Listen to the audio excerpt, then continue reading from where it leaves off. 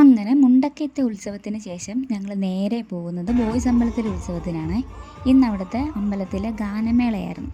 അപ്പോൾ ഗാനമേള കേൾക്കാൻ വേണ്ടി ചെന്നപ്പം ഇച്ചിരി ലേറ്റായിപ്പോയി. 3 പാട്ട് ഓൾറെഡി കഴിഞ്ഞിട്ടുണ്ടായിരുന്നു. പിന്നെ എല്ലാവരും നിന്നുമാണ് ഗാനമേള കേൾക്കുന്നത്. അപ്പം ഇത് നമ്മുടെ അച്ചായൻ സ്കൂളിൻ്റെ ഓണർ അച്ചായനാട്ടോ. അപ്പോൾ പുള്ളിയാണ് ഈ പ്രോഗ്രാം എല്ലാം സ്പോൺസർ ചെയ്തേക്കുന്നത്.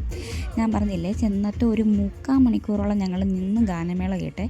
പിന്നെ കുറച്ച് സമയം കഴിഞ്ഞപ്പോഴത്തേക്ക് ഞങ്ങൾക്ക് ഇച്ചിരി ഇടവേതൊക്കെ ഇരിക്കാൻ കിട്ടി കേട്ടോ. പിന്നെ ഇരുന്നുള്ള ഗാനമേള കേൾപ്പായിരുന്നേ. അപ്പോൾ ഗാനമേളക്കിടയ്ക്ക് ഇതുപോലെ ഡാൻസ് പ്രോഗ്രാം ഉണ്ടായിരുന്നു. ഏതോ ഒരു ഡാൻസ് അക്കാഡമിയിലെ ചേട്ടന്മാരും ചേച്ചിയൊക്കെ ചേർന്ന് നടത്തിയ ഡാൻസ് ആയിരുന്നു. ഒരു എൻ്റർടൈൻമെൻറ്റ് ഉണ്ടായിരുന്നു കേട്ടോ. ഇടയ്ക്ക് ഒരു ബോറടിക്കുന്നില്ലായിരുന്നു, എന്നാലും നല്ല രസമുണ്ടായിരുന്നു.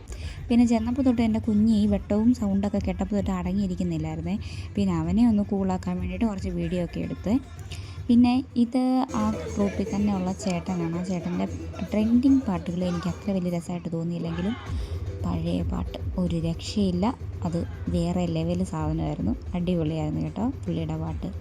പിന്നെ ഒരു 11 മണി വരെയൊക്കെ ഞങ്ങൾ ഗാനമേളയൊക്കെ കേട്ടുകൊണ്ടിരുന്നിട്ട് പയ്യെ വീട്ടിലേക്ക് പോകാൻ വേണ്ടിയിട്ട് ഇറങ്ങിയപ്പോൾ ഈ വലിയവരും ചെറിയവരും ആണുങ്ങളും പെണ്ണുങ്ങളും എല്ലാം ഒരുപോലെ കിടന്ന് ഡാൻസ് കളിക്കുന്നുണ്ടായിരുന്നു. അതൊക്കെ കാണുമ്പോൾ സത്യം പറഞ്ഞാൽ ഡാൻസ് കളിക്കാനൊക്കെ എനിക്കൊരു കൊതിയൊക്കെ തോന്നി. പിന്നെ ഞാനത് തീർക്കാൻ വേണ്ടിയിട്ട് ഒരു കടയിൽ കയറിയിൽ കുറച്ച് സാധനമൊക്കെ മേടിച്ചിട്ട് ഇറങ്ങിയപ്പോഴത്തേക്ക് അമ്പലത്തിൽ ഈ പള്ളിവേട്ട നടക്കുമായിരുന്നു. അപ്പം നാളെയും വിശേഷങ്ങളുണ്ട്. അപ്പം നാളത്തെ വിശേഷങ്ങളായിട്ട് നാളെ വരാം.